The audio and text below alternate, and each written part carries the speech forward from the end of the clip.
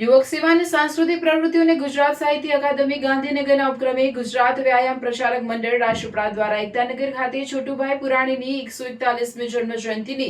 ધારાસભ્ય ડોક્ટર દર્શનાબેન દેશમુખની અધ્યક્ષતામાં એકતાનગર ખાતે ઉજવણી કરવામાં આવી। યુવક સેવા અને સાંસ્કૃતિક પ્રવૃત્તિઓને ગુજરાત સાહિત્ય અકાદમી ગાંધીનગરના ઉપક્રમે ગુજરાત વ્યાયામ પ્રચારક મંડળ રાજપીપળા દ્વારા સ્વતંત્ર સંગ્રામમાં હજારોની સંખ્યામાં યુવાનોને જોડનાર, શારીરિક શિક્ષણને જીવનનું અંગ બનાવનાર અને તંદુરસ્ત શરીરમાં જ તંદુરસ્ત મન વસે આ સૂત્રને જીવનભર ભરેલા અને શિક્ષણ ક્ષેત્રે રાજ્યભરમાં વ્યાયામ પ્રવૃત્તિની શરૂઆત કરીને ગુજરાતમાં શારીરિક શિક્ષણના પિતામહનું બિરુદ મળ્યું હતું તેવા છોટુભાઈ પુરાણીની 141મી જન્મજયંતિની ઉજવણી એકતાનગર ખાતે ધારાસભ્ય ડોક્ટર દર્શનાબેન દેશમુખની અધ્યક્ષતામાં યોજાઈ, જેમાં ગુજરાતમાં વ્યાયામ સંસ્કૃતિના વિકાસમાં પુરાણી બંધુઓનું પ્રદાન નામના પુસ્તક વિમોચન કરવામાં આવ્યું હતું તથા અત્યાર સુધી યોગદાન આપનાર ટ્રસ્ટીઓ, હોદ્દેદારો, કોલેજના પૂર્વ પ્રિન્સિપાલો, પૂર્વ પ્રાધ્યાપકો, હાલના ઇન્ચાર્જ પ્રિન્સિપલ અને સ્ટાફ ગુજરાત વ્યાયામ પ્રચારક મંડળનું સન્માન કરવામાં આવ્યું હતું અને ગુજરાતમાં વ્યાયામનો વધુ પ્રચાર પ્રસાર થાય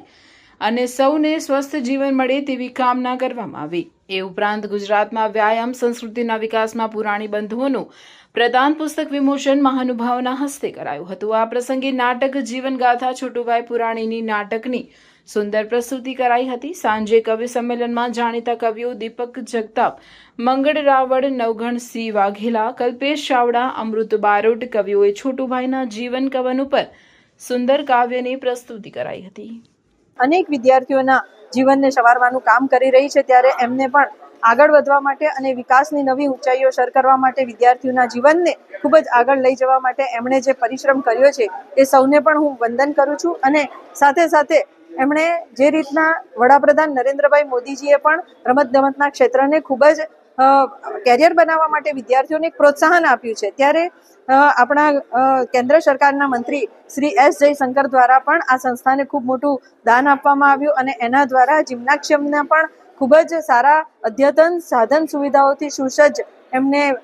એક કોમ્પ્લેક્સ બનાવી આપવામાં આવ્યું છે અને આ કોમ્પ્લેક્સ દ્વારા આજે આ વિદ્યાર્થીઓ પોતાની પ્રેક્ટિસ કરી રહ્યા છે અને પોતે આ જિલ્લાનું અને પોતે રાજ્યનું અને દેશનું નામ રોશન કરી રહ્યા છે। ત્યારે આવી સંસ્થા માટે ખૂબ આગળ વધે અને વિદ્યાર્થીઓને ખૂબ આગળ લઈ જાય અને આનું નર્મદા જિલ્લાનું નામ રોશન કરે એવી હું શુભકામનાઓ પાઠવું છું।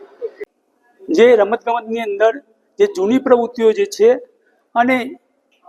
એ પ્રવૃત્તિઓને ઉજાગર કરવા માટે અને આજે બહાર જે ગયેલા છે વિદ્યાર્થીઓ એ એમના કાર્યક્ષેત્રની અંદર સ્પોર્ટ્સને ખૂબ જ કામ કરે અને સ્પોર્ટ્સનો વિકાસ થાય, બધાનું હેલ્થ સારું બને, એ ખાસ એનો આશય છે। ત્યાર પછી કેવડિયા કોલોની ખાતે પૂર્વ વિદ્યાર્થી અને ગુરુજનોનો સન્માન કાર્યક્રમ રાખવામાં આવ્યો હતો, જેમાં વિદ્યાર્થીઓએ ગુરુજનોનું, જેમની સાથે ભણ્યા હતા એવા ગુરુજનોનું ભવ્ય રીતે એમનું સન્માન કર્યું હતું।